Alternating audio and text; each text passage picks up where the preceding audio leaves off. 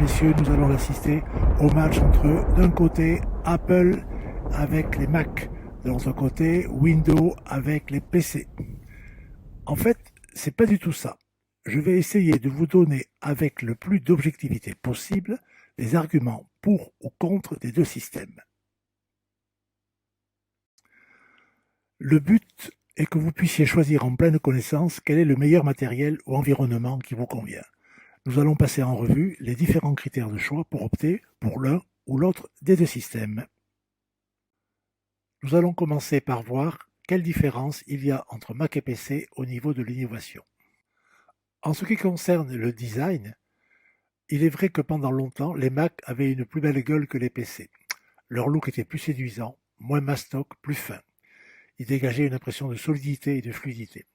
Mais depuis quelques années, avec l'arrivée surtout des laptops, les portables, la donne est en train de changer et on arrive à trouver chez les PC des portables à la frimousse acceptable. Au niveau des innovations, c'est vrai que souvent, les Mac ont été à l'avance et reprises ensuite par les PC.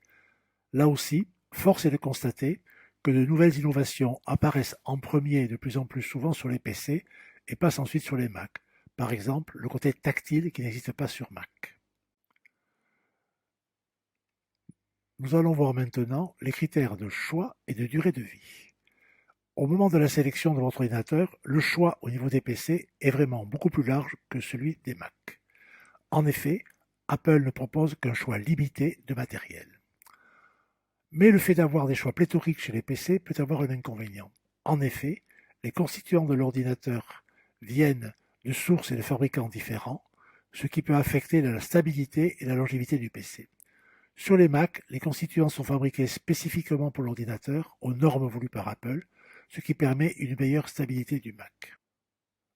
Au niveau de la durée de vie d'un Mac est généralement supérieure à celle d'un PC. Ceci est dû aux constituants du Mac qui sont fabriqués spécifiquement pour cet ordinateur. Les Mac chauffent moins que les PC, ce qui est une garant également d'une meilleure longévité.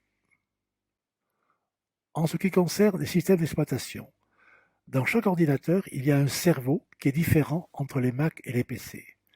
Dans les Mac, ce système s'appelle macOS, dont la dernière version est Ventura. Pour les PC, ce système s'appelle Windows et nous en sommes à la version 11. macOS est le même pour tous les Mac et il ne s'encrasse pas au fur et à mesure des mises à jour et des installations du logiciel, ce qui permet de maintenir dans le temps une meilleure rapidité et stabilité du système. Après plusieurs mois d'utilisation, le ralentissement de la vitesse d'utilisation diminue chez les PC. Ces derniers, en effet, prennent du poids lors des mises à jour du système et des installations du logiciel. Les systèmes de nettoyage ne sont pas totalement efficaces. Windows, par contre, est beaucoup plus ergonomique grâce à son système et permet une meilleure personnalisation de l'environnement. Windows permet également d'utiliser un mode tactile sur les ordinateurs. Nous allons parler maintenant de la puissance de l'ordinateur. Les PC permettent d'atteindre des puissances de fonctionnement supérieures aux Mac. Donc, certains logiciels seront utilisables uniquement sur PC, en particulier les jeux, qui sont très gourmands en puissance, et certains logiciels spécifiques.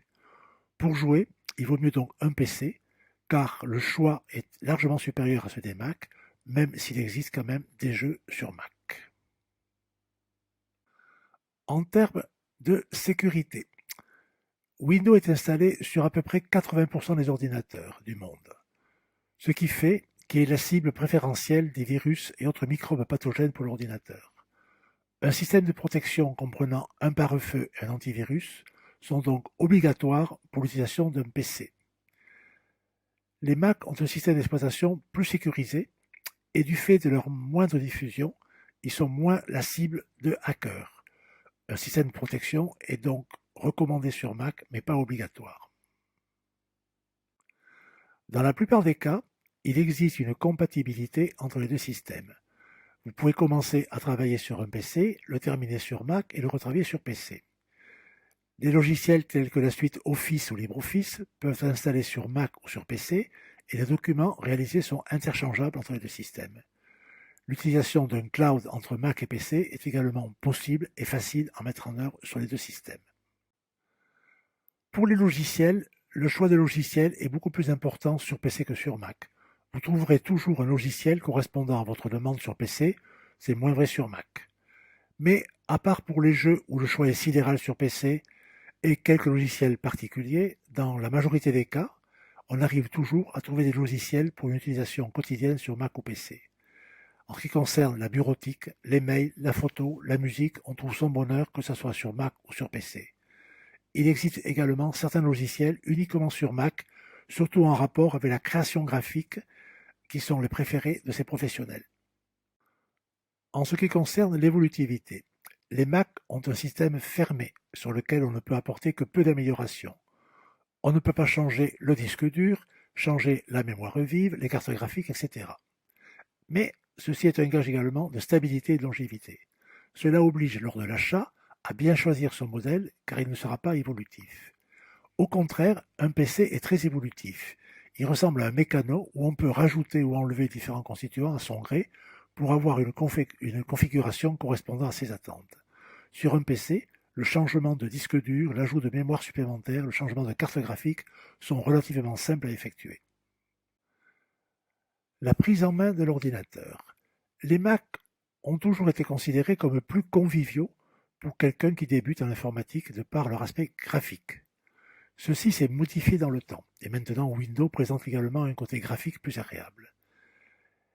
Le Mac, lorsqu'il est sorti de son emballage, est prêt à l'emploi, directement, puisqu'il possède déjà un certain nombre de logiciels préinstallés sur l'ordinateur qui permet de faire la bureautique, classer, arranger les photos, écouter la musique. Les PC sortis de la boîte doivent être configurés afin de l'utiliser en téléchargeant un certain nombre de logiciels. Les utilisateurs novices sur PC trouveront plus facilement conseils et solutions auprès de leurs amis ou connaissances car le système Windows est beaucoup plus développé. Le passage d'un système à l'autre, Mac vers PC ou PC vers Mac, est possible, mais nécessite un minimum d'adaptation. Le système Mac est un écosystème, c'est-à-dire que la synchronisation et la connexion entre tous les appareils du monde Apple, que ce soit le Mac, l'iPad, l'iPhone, les iPods, les iWatch, iCloud, sont extrêmement simples car elles ont été configurées pour cela. Vous pouvez connecter un appareil Android sur un Mac ou un iPhone sur un PC, mais cela demande un petit effort. Et arrive la question du prix. La différence de prix entre un PC et un Mac est non négligeable. Elle rentre donc en balance dans le choix final de matériel Mac ou PC. Un portable de bonne qualité dans le monde PC commence aux alentours de 400-500 euros, alors que dans le monde du Mac, on le trouve à 900 euros. Alors, en conclusion, un Mac ou un PC, la guerre est-elle toujours déclarée? Je ne crois pas, mais le choix vous appartient. Cela dépend de l'utilisation que vous voulez faire de votre ordinateur. Travail, jeux, loisirs, graphisme, photos, vidéos, musique, mais également de la fiabilité et sécurité du système, du prix que vous êtes prêt à mettre, de l'évolutivité de l'ordinateur, de son esthétique. C'est donc à vous que revient de mettre en balance les arguments en faveur d'un Mac ou d'un PC. Il n'y a pas de mauvais choix, il n'y a qu'un choix qui doit être raisonné.